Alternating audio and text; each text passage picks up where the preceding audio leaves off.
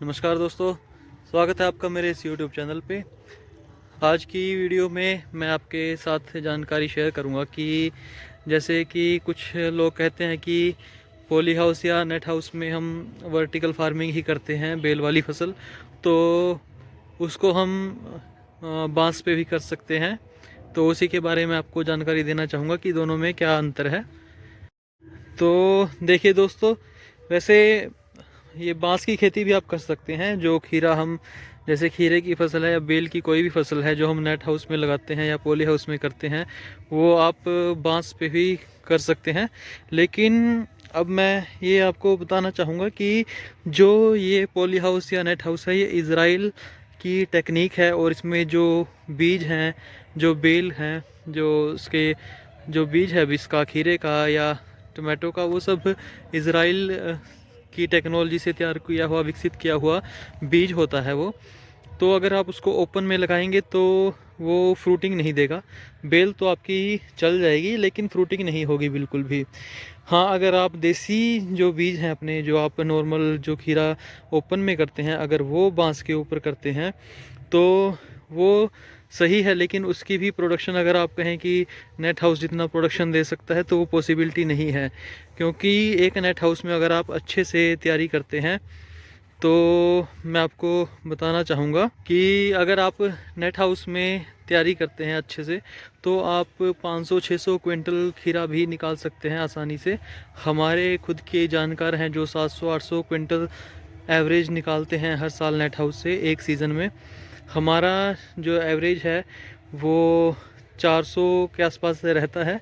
अब की बार थोड़ा डाउन था, वो मैंने आपको वीडियो में शेयर भी किया था कि उसका क्या कारण था।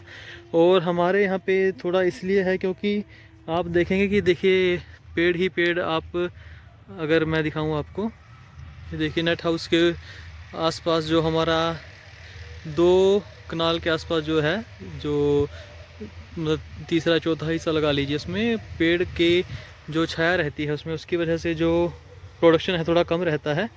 तो इतनी प्रोडक्शन आप अपने नॉर्मल जो देसी बीज हैं उनसे बिल्कुल नहीं ले सकते। अगर आप सोच रहे हैं कि बांस पे खेती करके हम सेम प्रोडक्शन निकाल सकते हैं, तो वैसे ही फिजिबिलिटी नहीं होती।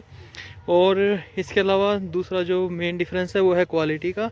जो पॉली हाउस या नेट हाउस के खीरे की जो कीमत है, अगर बात करूं मैं, तो आपके जो नॉर्मल खीरे से लगभग 3 से 4 या 4 से 5 रुपये वो एक्स्ट्रा ही रहती है उसकी क्वालिटी के अकॉर्डिंग। उसको सीडलेस खीरा भी बोलते हैं।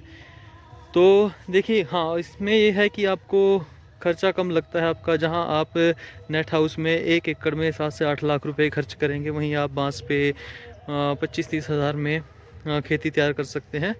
तो स्टार्टिंग आप यहाँ से कर सकते हैं और आगे जैसे जैसे इस फसल से आप ओपन में अगर बांस के ऊपर फसल लगा के जैसे जैसे आप इनकम अपनी बढ़ाते जाएंगे, तब आप नेट हाउस या पॉली हाउस की तरफ रुख कर सकते हैं।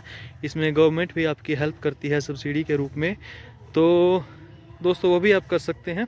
तो गेहूं या चावल जो आपकी रेगुलर खेती है, उसको छोड़ के अगर आप ये वेजिटेबल्स की या फ्लावर्स की, या अगर आप फ्रूट का ऑर्चर्ड लगाते हैं, तो उसमें मेरे ख्याल से आज के टाइम पे किसान उसी में सफल हो सकते हैं।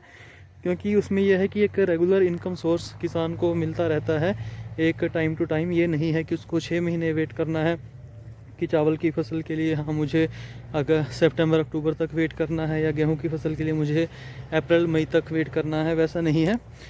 अगर आप विंटर में भी खेती कर रहे हैं तो आप विंटर में वेजिटेबल्स, जैसे शादियों का सीज़न रहता है, उसके अकॉर्डिंग अगर आप सब्ज़ी लगाते हैं कोई भी, तो उसमें पैसा कमा सकते हैं। या फिर आप जैसे बरसात के दिनों में भी कर सकते हैं। तो ऐसे ही जानकारी आप प्राप्त करने के लिए चैनल सब्सक्राइब करके वीडियो लाइक और शेयर कर सकते हैं। Thank you.